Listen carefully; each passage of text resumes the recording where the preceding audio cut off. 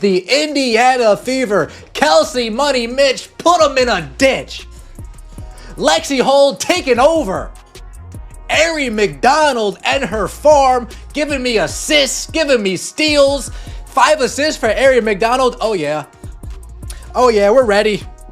We are ready. The Indiana Fever beat the Washington Mystics in the first game of the Commissioner's Cup, 85-76. The Washington Mystics likely believed they had ended the Indiana Fever's momentum after a dominant preseason performance, including a convincing win on May 28th. With Sophie Cunningham rattled and Caitlin Clark injured, many assumed Indiana was out of the running entirely. For both of you, just getting your first win after a 3-game losing streak, how did it feel? I mean, I'm just proud of our group for staying with it. Obviously, we can't control injuries, we can't control any of that, but I think we had 2 really good practices this week, and to be able to come out and get a win after that, I'm just proud of us for fighting, and also just really proud of Arie for coming out and providing just some incredible minutes, 27 minutes, and she was ready. She stayed ready, and we needed every single one of those, and just really proud of the group today. But here's what the Mystics didn't anticipate. Sometimes, when you knock a team down, they don't stay down. They rise with even more determination. On June 3rd, with their backs against the wall and their star player sidelined, the Fever came back swinging and delivered a powerful statement win. If you believe in this team's fight, drop a "I've got the Fever" in the comments below. Let's go. Fever down, you know what's coming. Bow, bow, bow! On to the next. Woo! Feels good, baby. Woo! Making a win, kind of baby. That's a good-looking dog. Woo! Happy days. What really made this rematch so satisfying? Let's rewind to the last meeting between these two teams. The Washington Mystics came into CFG Bank Arena and walked away with an 83-77 win over the Fever. But it wasn't just the loss that left a mark, it was the way it happened. The Mystics played with an air of overconfidence, treating Indiana as if they didn't belong on the same court, as if they had something to prove at the Fever's expense. That attitude made the victory feel more like disrespect. And that's exactly what made the Fever's response all the sweeter. Indiana Fever lose to a young Washington Mystics team, 83-77. Look lost without Caitlin Clark. I'll say it. Fire Stephanie White. Oh boy. But the disrespect didn't start with that regular season game. It began back in the preseason. Remember how the Mystics went after Sophie Cunningham? They pushed her around and treated her like she didn't belong, as if the Fever were just there to be walked over. That aggressive attitude set the tone for everything that followed, fueling the fire that led to this unforgettable rematch. And that's Kiki Arafin, and I gotta tell you, here we go with the smiling like you've done. I don't get it. This is the worst part of the WNBA. It is. Then came the turning point. Caitlin Clark went down with a left quad strain on May 26th against the New York Liberty. Almost instantly, critics counted the Fever out. Without their star player, many said their season was effectively over. 2 weeks out at minimum, maybe more. Things quickly spiraled. Indiana couldn't catch a break. The Liberty handed them a loss. The Mystics followed with a blowout on May 28th, and the Connecticut Sun added to the misery on May 31st. 3 straight defeats, and the same narrative echoed everywhere.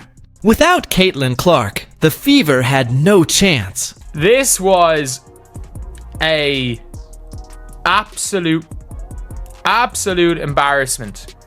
An embarrassing performance from the Indiana Fever. The Mystics probably saw June 3rd as just another easy win. And why wouldn't they? Indiana looked like a team in freefall. Their star player was sidelined, and each game seemed to reveal more confusion and frustration. On paper, it was a mismatch. But that's what made the stage perfect for a turnaround. Washington expected a repeat performance, a team still reeling, still vulnerable. They walked into that arena confident they were about to dominate again. What they didn't see coming was the fire that had been quietly building. While the world thought the Fever were falling apart, they were actually coming together, fueling a response that would make the Mystics regret every ounce of disrespect they had shown.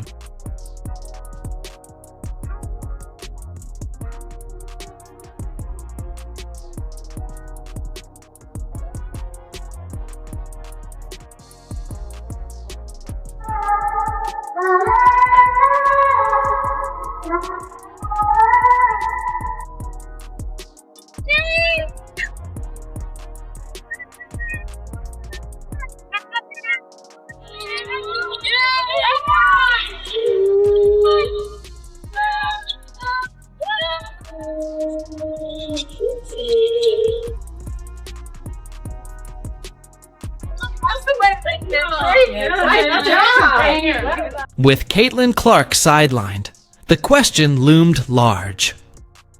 Who would step up to lead this revenge mission? The answer came from a familiar face, Kelsey Mitchell. A veteran presence in the heart of the franchise for nearly a decade, Mitchell had shared the backcourt with Clark over the past year. Now, with the spotlight fully on her, she embraced the challenge, carrying the weight of the team and its hopes on her shoulders during one of their toughest stretches. Fever had the first 4. Washington has rattled off 8 in a row. Indiana's missed 5 straight shots. Mitchell catch and shoot and ends it with a 3. Great screen on the baseline by Bonner. She's point guard of the future for them. Mitchell turns the corner, gets inside and lays it in. Look at Mitchell. I'm telling you, Pat, what am I going to say about Mitchell? Kelsey Mitchell understood exactly what this game meant. She had been on the floor when the Mystics handed Indiana a humbling loss just days earlier. She saw the way Washington dismissed her team, treating them like they didn't belong. The pressure this time was immense. Most assumed the Fever would crumble without their superstar, but Mitchell knew what had to be done. She had to show the world that Indiana was more than just one player. From the opening minutes, it was clear. The Fever needed a leader. Mitchell scanned the court and knew it had to be her. She'd been a pro for years, but this moment felt different. This wasn't just another game. It was a chance to lead when it mattered most. What made Mitchell's performance so impactful wasn't just her skill. It was her mindset. She wasn't chasing personal stats or recognition. She was focused on standing up for her team, on answering the disrespect with determination. The Mystics had built their defense to stop her, knowing she'd be the primary scoring threat without Clark.